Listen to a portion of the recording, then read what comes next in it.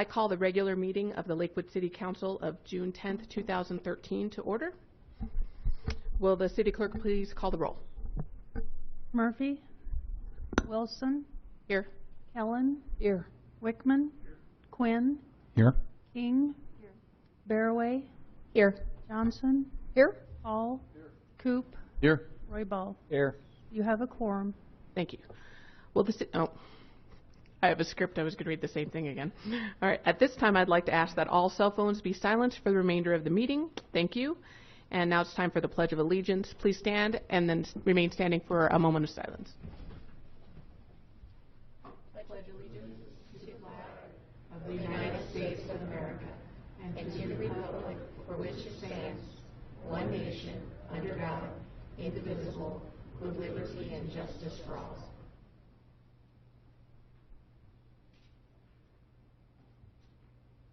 Thanks.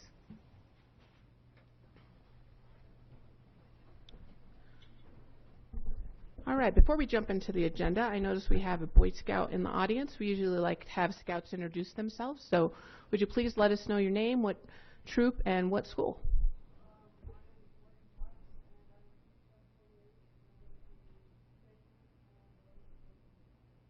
Thanks for joining us. Okay.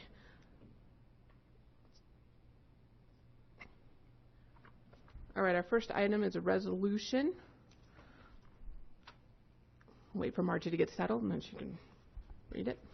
Item 4, Resolution 2013-30, reappointing Mr. John Buckley, Ms. Donna Plutchuk, and Ms. Barbara Teich to the Board of Directors of the Alameda Corridor Business Improvement District. We don't have public hearing on this, do we? No. Okay. So, can I get a motion? Sure. I move for the adoption of Resolution 2013-30. I'll second the motion. All right. Do we have Mr. Buckley, Ms. Plutchuk, or Ms. Teich? I have a hard time with their name. I've said it before, and I can't remember how to say it again. But are any of them in the audience? Okay. So, any comments from council? All right. Then I say let's vote on it. Did it go? Hang on a minute. Hang on. Wait till she hits the button. Now you can vote. I hit the button, I swear. It just didn't work right away. Okay.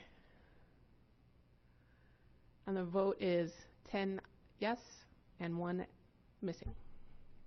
Absent. All right. This is the point in the meeting where the public is invited to address City Council on items that do not appear on the agenda. All comments should be directed to the City Council. I ask that all in attendance observe the decorum of the City Council chambers and refrain from applause or audible support or discord with the speaker.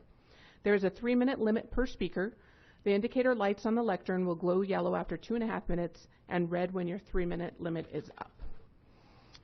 So first on the list for public comment is Eloy Garduño.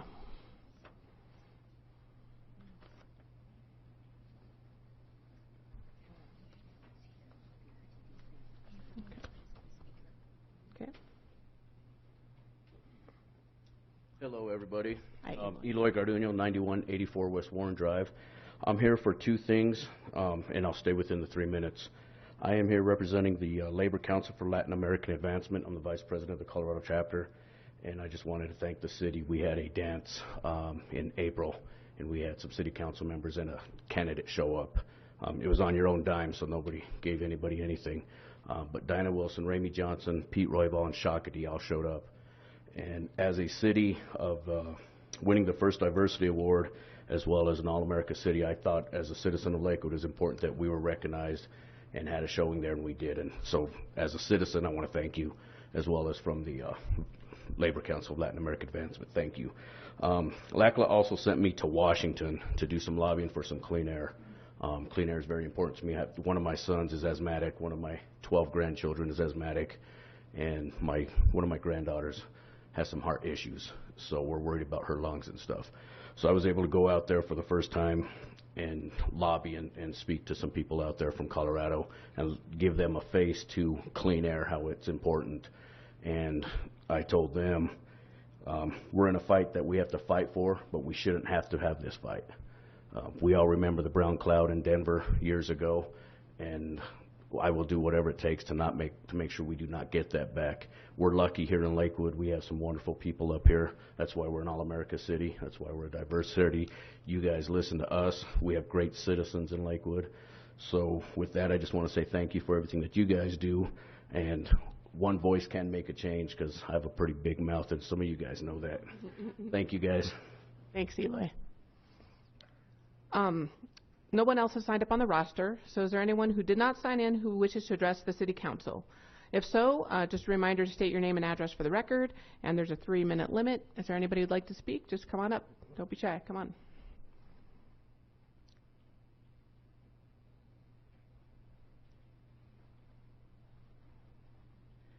Hello. My name is Helen Bushnell. I live in Ward 2 at 9925 West 20th Avenue, number 16. And I am here today because there's something about the fast tracks on the agenda. And I'm a little concerned because I was looking for information about that, and I was not able to find that. I asked my city council people, and they kind of blew me off, I felt. I did get a little bit from RTD, but I think it's really important to keep citizens aware of how our tax dollars are being spent. And I also want to add something because of what the gentleman just said. The ability to take the bus, or especially take the light rail, as opposed to driving, is really important for reducing asthma. One of the reasons that we have such high rates of asthma in the United States, we have very, very high rates of asthma for a developed country, is because of our dependence on cars. And that produces a lot of particulate matter in the air and a lot of gases in the air that are just really unhealthy. So I think it's really important that we run our light rail as efficiently as possible, and that the construction around it be efficient, and also that citizens have the opportunity to learn how their tax dollars are being spent. I'm sorry you had a hard time finding the information. It is available on the internet, so we'll have somebody give you a call and let you know how to access that information in the future. Okay, I did find like the plans, but the thing is, it can be very like I can read plans for things that I've done, like projects I've been involved in, but some of the plans I couldn't read, and there's no summary. Yeah, there is a summary. That's how come we'll have somebody give you a call. Oh, okay, there is a summary? Oh, okay. We wouldn't be able to function without a summary. All right, anyone else like to make public comment? All right, then public comment is closed. Next up is the consent agenda. The use of the consent agenda has been made to expedite council action. It contains both resolutions and first reading ordinances. Today we only have resolutions. Resolutions are items of a routine nature. Members of the public will have an opportunity in a moment to comment on proposed resolutions. Any council member may request an item on the consent agenda be removed for separate discussion and action under general business. Will the city clerk read the items on the consent agenda into the record? The consent agenda consists of items 6 through 9 inclusive. Item 6, Resolution 2013-28, authorizing an amendment to the West Corridor Intergovernmental Agreement between the City of Lakewood and the Regional Transportation District. Item 7, Resolution 2013-31, accepting a grant from Great Outdoors Colorado for repairing a portion of the multi-use paved trail at Bear Creek Lake Park. Item 8, accepting the minutes of the Advisory Commission for an Inclusive Community Executive Committee meeting of April 3rd, 2013, and the Lakewood Board of Appeals meeting of May 14th, 2013. And item 9, approving the minutes of the regular City Council meeting of May 13th and the special City Council meeting of May 16th, both 2013. At this time, I'll open the public comment period on the proposed resolutions contained in the consent agenda. At the conclusion of the public comment, a vote will be taken on the entire consent agenda, with the exception of any items removed by council for separate vote. Nobody has signed in. Is there anybody who does want to speak on any of the consent agenda resolutions? Okay. Let's see. If not, then public hearing is closed. I'm ready for a motion. Mayor Pro Tem Wilson, I move for approval of the council minutes for the acceptance of the minutes of boards and commission, order all ordinances introduced on first reading to be published in the Denver Post with public hearing set for the date included in the ordinance, and for adoption of resolutions, all of which are included in the consent agenda items introduced by the into the record by the city clerk. Second the motion. A motion has been made and seconded. Council can have a discussion, but since we had somebody come up and ask about it at public comment, I wonder if, Jay, if you wouldn't mind coming and talking about the RTD thing. I know it's a household kind of item. We've talked about it at a study session before, but just for the benefit of the audience, just say something briefly, that'd be helpful. Certainly, I'm happy to. Good evening, Council. The item before you this evening, it's Resolution 2013-28, Item 6, I believe, in your agenda that relates to the RTD project, is a kind of a wrap-up item. At the very beginning of the project, the City of Lakewood and RTD entered into an intergovernmental agreement that kind of laid out how we were going to work together. It laid out the city's obligation and how that obligation would be fulfilled to provide a match for the project. And it also included, among other things, a provision that allowed the city to request RTD to build additional work that was outside of what the rail project required, but made sense to build at that time and to have their contractor build. The reason this amendment to that agreement is before you is just for that very reason. There were some betterments, as they're called in the contract, that the city requested and that RTD incorporated into their project. They are of two general natures. One is some roadway improvements at 6th and Union. The other are some drainage improvements in several different locations. Both of those were in areas that RTD would already be working in. There were some efficiencies realized by having RTD's contractor go ahead and do that work. And so that's what happened in both cases. The City Council had already budgeted those funds last year during the budget process, and they were budgeted in the capital improvement program. And a large portion of the funding for the improvements at Union actually were a grant from the federal government. That's a general description. Would you like any additional specifics? That's fine with me. Council, does anybody need any additional information? Okay. All right. Thank you, Jay.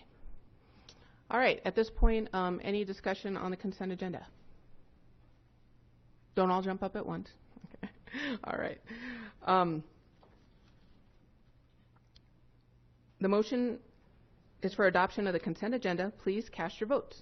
Wait. Okay.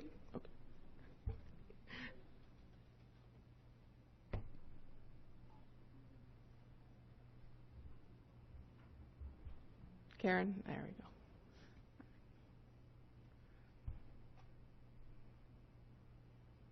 All right, the vote is 10 yay and 1 absent. All right, bear with me while I find my page. Second reading, not a rezoning. Okay. All right, the next item are rezoning hearings. No, I'm sorry. The next item is about municipal judges, so I guess you can read it.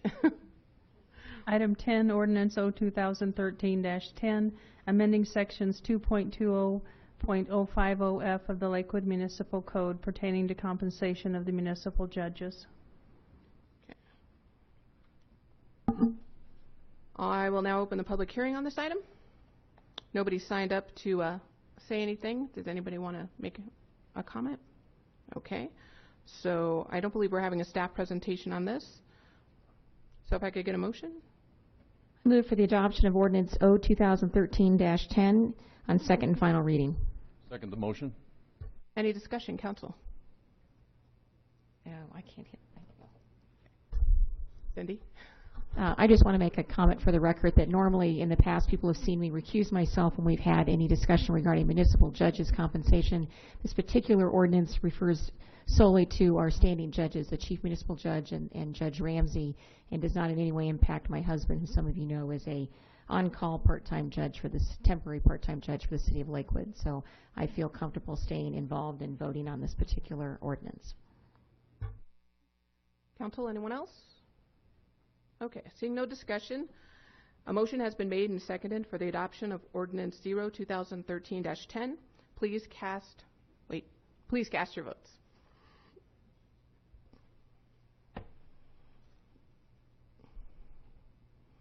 Results are 10 yay and 1 absent. Am I supposed to say like it passes or something? Okay, Motion it passes.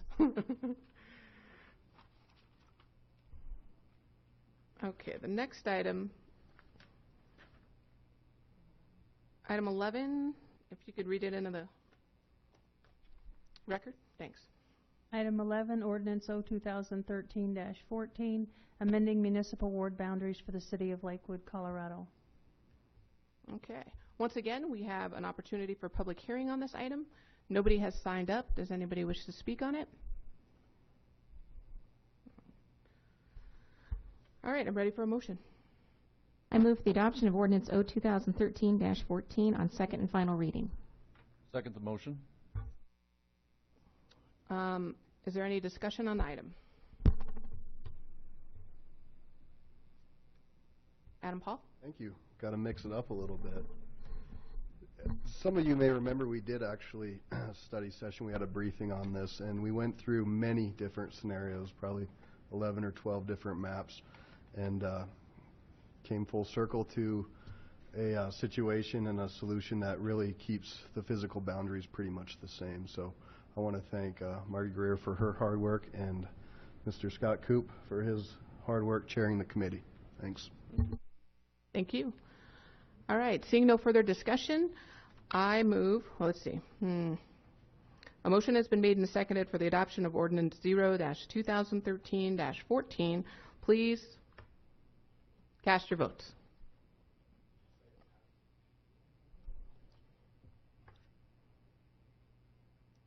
Results are 10 aye, 1 absent. The motion passes. Clear votes. Okay. Okay, for the benefit of the audience, obviously I'm not the mayor. I'm just filling in for him, and I don't do it very often, so it's a little, amusing, actually. Okay. All right, so our next one is a little bit different script because it's a rezone. So the next item, our rezoning, is a rezoning hearing.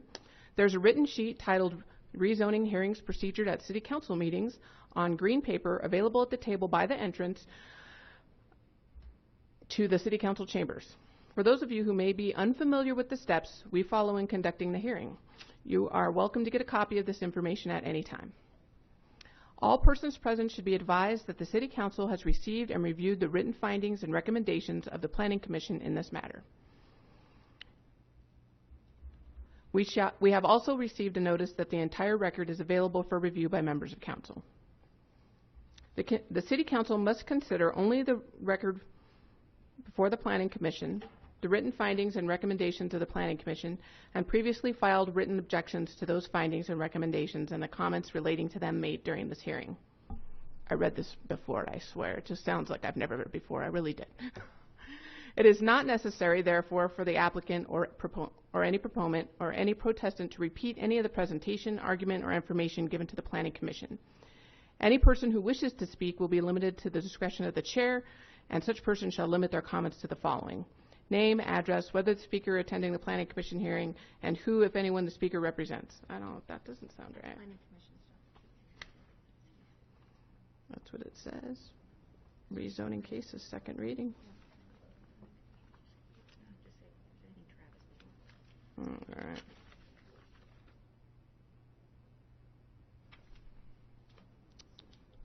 All right, will the city clerk please introduce item number item number 12. Item 12, Ordinance O 2013-15, to rezone land located at 8201 West Jewel Avenue, City of Lakewood, County of Jefferson, State of Colorado. Okay, we have several speakers on this, so Travis Parker, please. Thank you, and good evening, Council. As you're all aware, we are now working under a brand new zoning ordinance, and I wanted to take just a few minutes to talk with you tonight about some of the differences you can expect to see in the process and in your deliberations on rezonings, both tonight and in the future moving forward.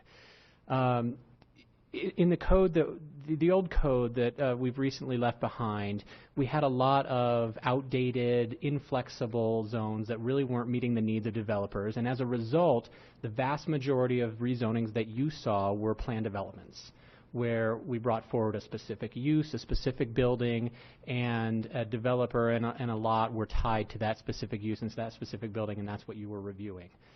In the new code, a lot of the intent of the changes was to create a series of zones that were flexible, that did meet the needs of development, that were contextual to the situation, allowed a variety of intensities and densities. And the result is, we expect that if we've done our jobs, not only will you see fewer rezonings in total, but the rezonings that you do see, we expect the vast majority of them to be rezonings to straight zone districts. And what this means for you is a difference in the way that you'll look at and deliberate on these zoning cases. So you will notice 3 conspicuous absences in the presentation by Kara later this evening. First, you won't see drawings of a particular building, architectural elevations of a particular building. Secondly, you won't see a detailed site plan showing the location of the building on a lot, drives, parking, etc. And thirdly, you won't see a detailed discussion of the particular use, the merits of the particular use being proposed. And the reason that you won't see these 3 things is, unlike a PD under the old system, you aren't approving just one particular use on one particular lot and one particular building in one particular location.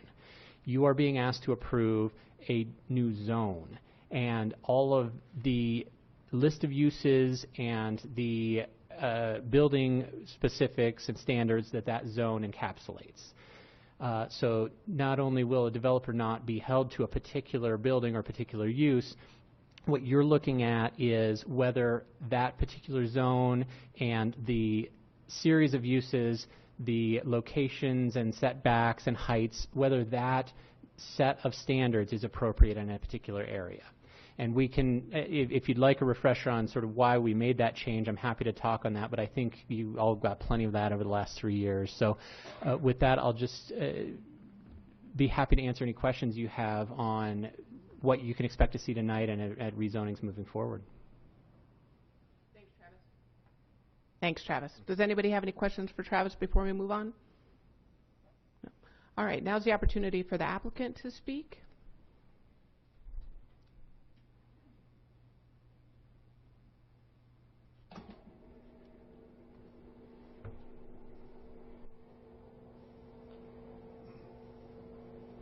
Am I live? Yes. Madam Chair and members of the council, thank you very much for hearing our rezone application. Basically, 8201 West Jewel, we're asking for a rezone from R2 to MRS. Primarily the reason for the rezone is that my intention is to build a memory care facility for treatment of Alzheimer dementia type patients. It'll be very residential in nature. I'm not sure how much I'm supposed to say about this. Be very residential in nature. It's right next door to the Meridian Complex, which is also senior care.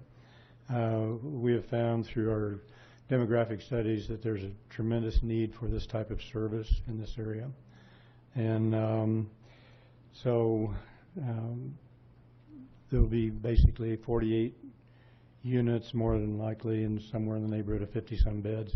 We're still in the process working with the management company on some of the schematic designs, conceptual designs, as to exactly how the interior is going to lay out for the best care, the best facility, and the best chance for our care providers to take care of these residents.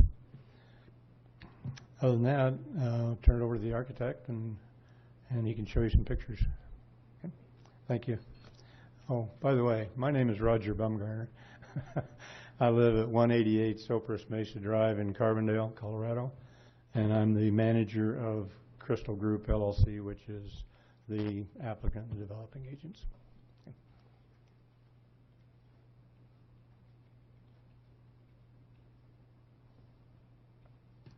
Good evening.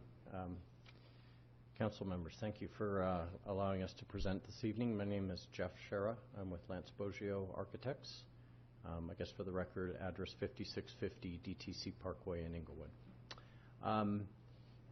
Just in a brief overview, I think Roger touched on some of the major facts and figures of what we're looking for in rezoning this property. But as the architectural firm working with Roger, we are in the very preliminary stages of planning a single-story 48-unit building on this site.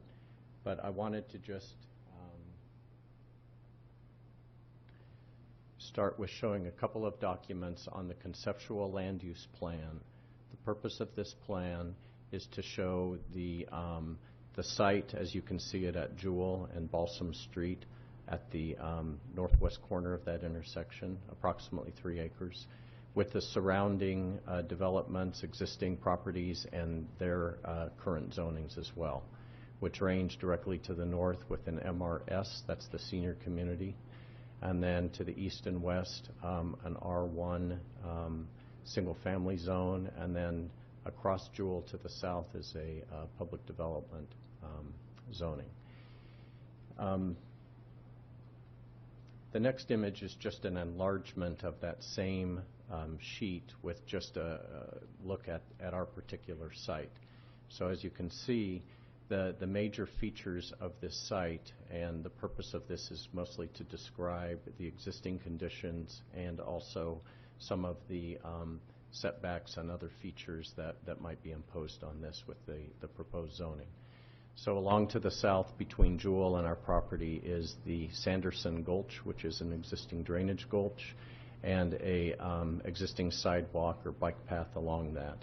I want to emphasize that we have no intention of changing any aspect of that. It's in our interest to keep all of that in place and just working entirely to the north of that. There's also an existing house and accessory structure to the northeast corner of the property. You can see that the topography, it's fairly flat, but it does have a bit of slope high to low from northwest to southeast. Because of the gulch along Jewel and the classification of that street, we intend to have our access from Balsam to the east there.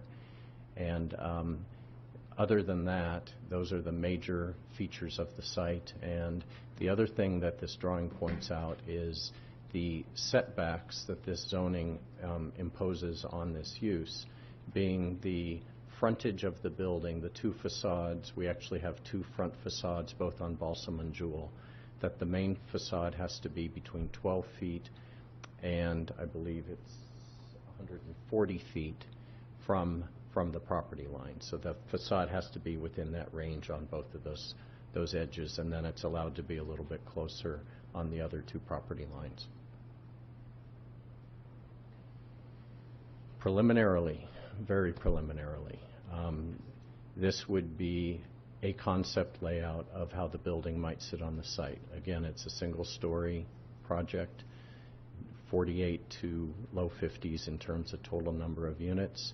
You can see the access off of Balsam. We want to locate and find the front door to the south facing Jewel. You have the turnaround there with a little bit of parking along the front. The building is long and linear and kind of a response to the shape of the site, with service coming around to the north to get back towards the center portion of the site. But again, it's a planned single-story building, and it's in the low 30,000 square foot range.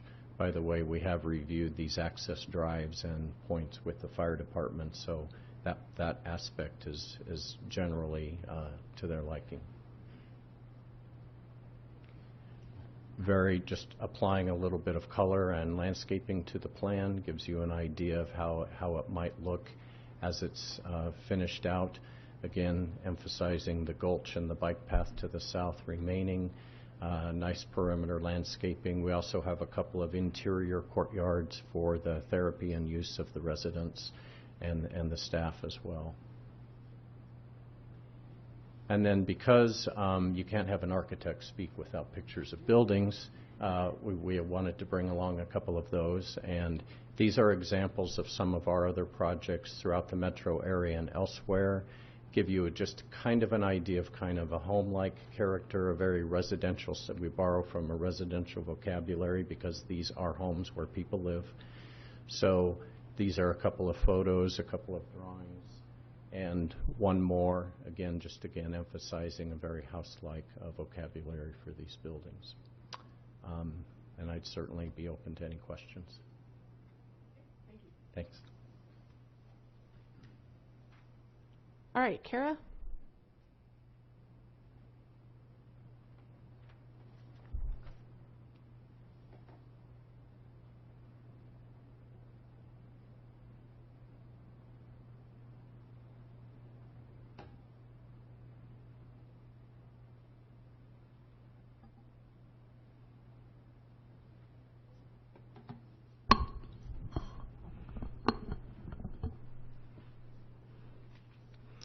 Good evening, City Council. My name is Kara Mueller, and I'm with the Planning and Development Assistance Division. I am here this evening to present staff's report for case RZ 12004, located at 8201 West Jewell Avenue. I would like to begin this evening by stating that staff and Planning Commission do support this rezoning request. The request before you this evening is to rezone from a small lot residential, an R16 zone district, to a mixed-use residential with suburban context, an MRS zone district. The applicant is proposing a residential group living facility for memory care. Generally shown here in white is the site. It's approximately 2.8 acres, fairly flat, does slope toward the southeast as indicated by the applicant. The house and the barn that you'll note here are located in the northeast corner of the site, and Sanderson Gulch does run parallel with West Jewell Avenue, and there is a 50-foot drainage easement that does cover that, including the asphalt bike path. This is another picture looking westbound across the site on South Balsam. This is looking toward the intersection of West Jewell Avenue and South Balsam Street. This is looking northbound on South Balsam Street, and you'll note the attached 5-foot sidewalk that is proposed to remain with any redevelopment of this site. These are the houses directly adjacent across the street on South Balsam Street. This is standing on the bike path along Sanderson Gulch, and you'll notice the barn as well as the fence and the existing house. This is the Meridian Assisted Living, and this facility actually does not have memory care within it. This is looking westbound, and you'll see the path as well as Sanderson Gulch. And this is looking southbound, and you'll notice the multifamily and townhouse. And once again, looking eastbound, and you'll note that it is fairly flat, and it does drop to the southeast. The existing zoning on the site is an R16 that also exists to the east and west of the site. The existing zoning to the north, where the Meridian is located, is an MRS zone district, the same zoning that is being sought this evening. Across the street to the south, there is various mixes of PD and multifamily, RMF zone districts. This, once again, is a blow-up of the conceptual land use plan. This land use plan has taken the place of a conceptual site plan, which you're used to seeing in the past. And the primary reason for a conceptual land use plan is to show constraints and opportunities of a site so that we can truly focus on land use. Once again, it is predominantly surrounded by residential uses, and you can see the location of those uses as indicated on the map. To the south is the Sanderson Gulch. This area indicated in red within a mixed-use zone district, such as the MRS, is known as the height transition zone. Within 75 feet of the property where it's adjacent to a residential zone district, the height within this area cannot exceed the maximum allowed within the adjacent residential zone district. In this particular case, an R16 zone district allows for 35 feet, so anything located within the area indicated in red could not exceed that height. This overlay shows, the yellow overlay is the 125-foot design transition zone. Within this area, it needs to adhere to basic design for residential as well as bulk and plains. The area indicated in purple indicates the minimum setbacks. And so all of these placed together will show the area in white is the area that would be wholly MRS without any effect of the residential upon it. Some of the constraints and opportunities that were indicated in the staff report are access constraints to West Jewell Avenue, largely due to Sanderson Gulch and drainage easements. The improvements there are taken care of by urban drainage, and so anything proposed across that area would need to go to them for approval as well as the city. Some of the other constraints on the site, well, those are the primary constraints. The opportunities on the site would be the site is fairly unencumbered by easements other than that. It is fairly linear, and it has a very good slope to it. It's not majorly topographic in nature. There was public notification for this site. The site was posted in 3 places, as well as notice was mailed per the zoning requirements. Neighborhood comment. There was a neighborhood meeting held on October 30th of 2012. The primary topics there were proposed use, understanding of traffic generation, site and landscaping, as well as a development schedule for the site. There were 2 letters that were mailed in prior to the Planning Commission, and those were provided in the packet, and these were pretty standard to the same topics. There is one corridor plan, the Jewel and Wadsworth Specific Area Plan. It does not address necessarily the use of residential, but does have a primary focus on commercial uses along Jewel and Wadsworth and how they integrate within the existing neighborhood. There are several documents required with any rezoning application. There was a preliminary drainage study, as well as street construction plans and a traffic study. There was also the conceptual land use plan, which is within your packet we've been speaking about. All of these were found acceptable. There are 3 primary rezoning criteria, and I'll quickly go through those: conformance with the intent of the zoning ordinance, neighborhood compatibility, and conformance with the comprehensive plan. Specifically, looking at the zoning ordinance, we want to identify types of impacts, and we want to evaluate those impacts and determine if they can be mitigated to an acceptable level when you're looking at rezoning applications. Specifically, does it promote the health, safety, and welfare, protect and enhance the natural environment, provide for a range of housing types, ensure effective integration of development, and respect neighborhoods? As far as neighborhood compatibility, the surrounding neighborhood consists of already an assisted group living facility, multifamily uses, as well as single-family uses. So there is a lot of different residential housing types in this particular area. The site layout and building design is made sensitive to the adjacent land uses, partially by the mixed-use requirements of the design and building height transition zones. The comprehensive plan listed here before you, while there are several areas in the comprehensive plan, these are the 4 primary areas that are conducive to the MRS zone district. This site, for the Lakewood comprehensive plan, in that the higher density residential uses, those will interact well with the context of the area, utilize existing infrastructure, the walks will remain, and public services, encourage aesthetic considerations, and introduce a new housing type in the area. Once again, the Meridian does not have memory care. Staff, as well as Planning Commission, did find that these rezoning criteria were met,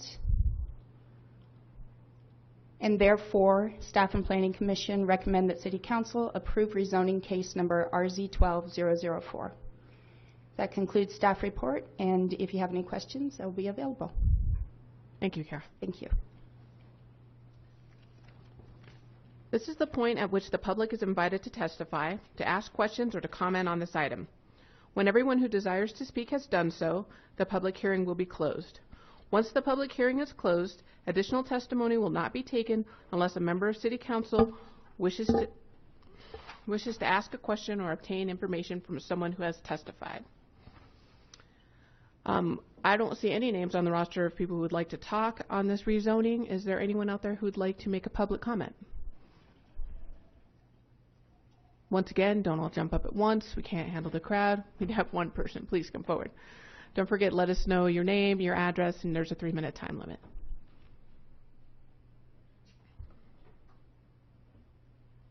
Hi, my name is Erica Van Gorp. I am the executive director at the Meridian property that you speak of. It's the Lakewood Meridian. It's located at 1805 South Balsam in Lakewood, Colorado.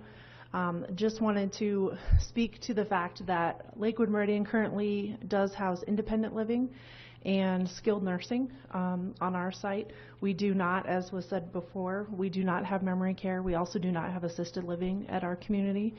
So from our standpoint, this would be a beneficial community to have in the Lakewood area because it would offer that memory care that we don't currently offer. And I have spoken with the applicant and am looking forward to working in conjunction with him to offer that to our residents and then any others that we hear of in the area that need that as well. So thank you. Thank you. Anyone else like to make a public comment on this issue? All right, seeing none, the public hearing is closed. May I have a motion? Yes.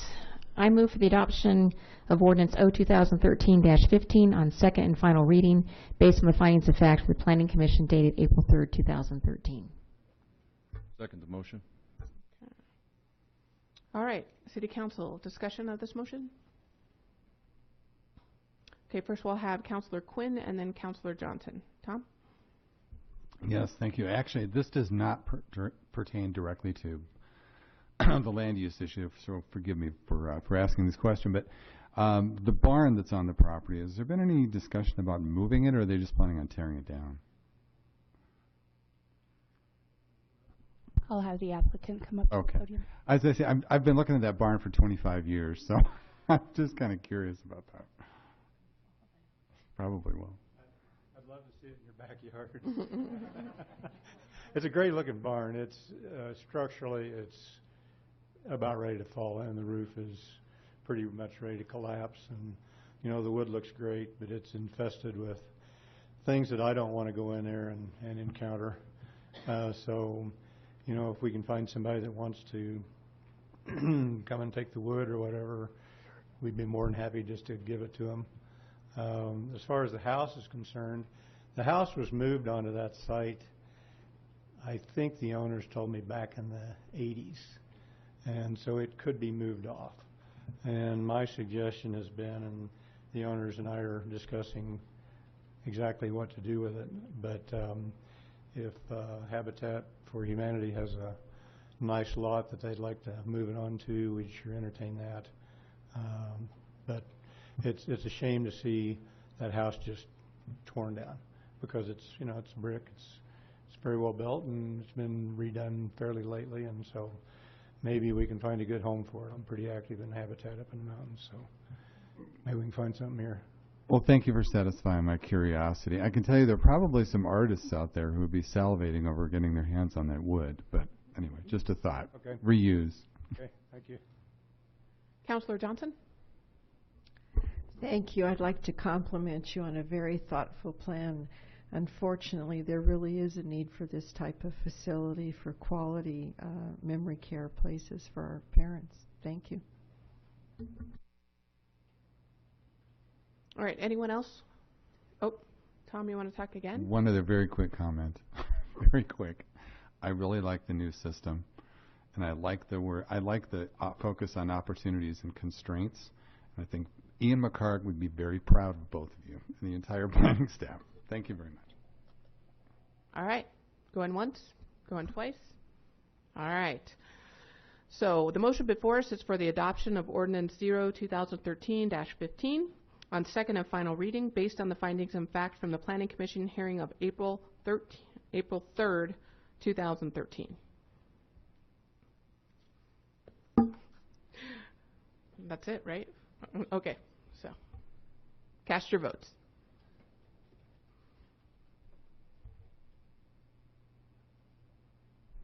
All right, results are 10 in favor, 1 absent. The motion carries. Thanks, everybody, for your presentation. City Clerk, will you introduce item number, what are we on, 12? No, 13.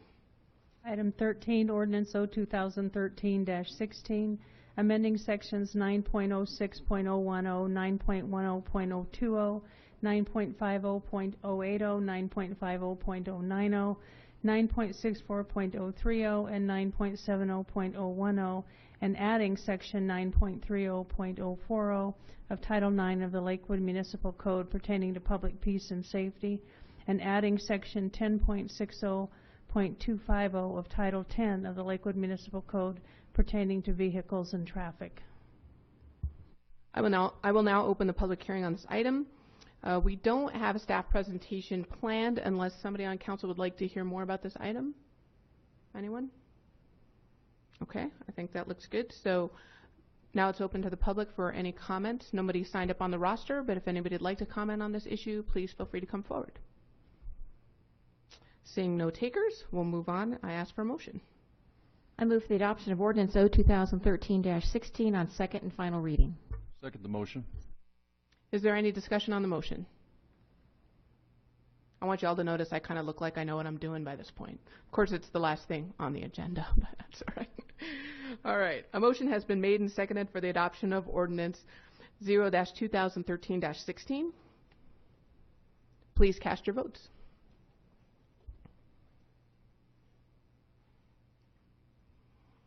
The results are 10 in favor, 1 absent.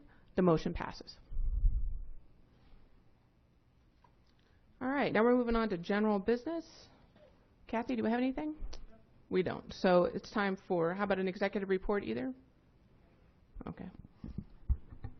So, City Clerk. All right, so time for reports. I have no report. I've talked plenty this evening. All right. Cindy?